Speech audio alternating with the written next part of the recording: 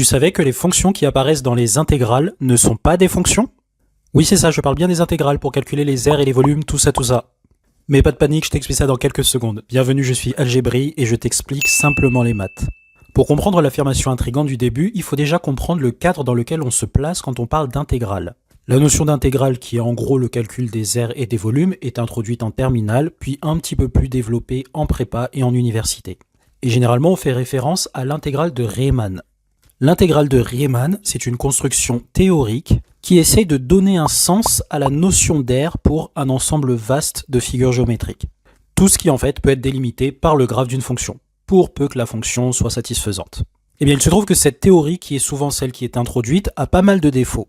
C'est la raison pour laquelle dans les maths à partir du bac+3 en France, et dans la majeure partie des mathématiques après, on utilise la construction théorique de l'intégrale de Lebesgue. Et dans le cadre de cette théorie, il y a des ensembles, des espaces vectoriels qui s'accordent très naturellement à la théorie.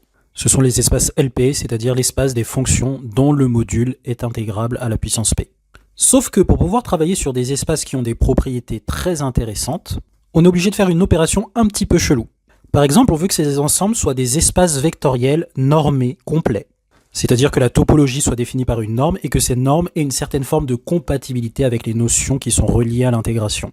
Eh bien, quand on considère simplement l'ensemble des fonctions dont le module est intégrable, pour prendre l'exemple simplement de l'espace L1, il se trouve que la valeur absolue de l'intégrale ne fait pas de cet espace un espace vectoriel normé. Cette application ne vérifie pas la propriété de séparation d'une norme. Et donc, quelle est la solution? Eh bien, on va tout simplement quotienter l'espace vectoriel des fonctions qui sont intégrables par le noyau de cette application. C'est-à-dire qu'on va rassembler dans les mêmes paquets les fonctions qui ont la même intégrale de valeur absolue.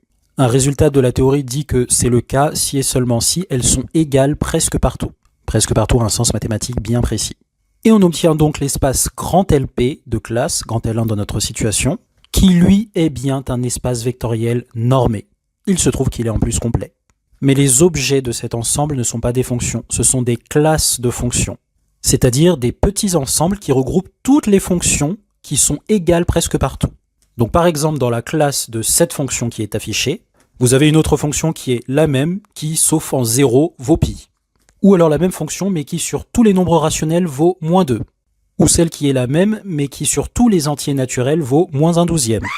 Une conséquence particulière de ce nouvel objet est que la notion même d'image d'une fonction n'a plus de sens tel quel. Puisqu'en prenant une fonction donnée et en remplaçant son image à une valeur donnée par n'importe quelle autre valeur, j'obtiens une fonction qui est dans la même classe et donc le même objet dans cet espace de Lebesgue.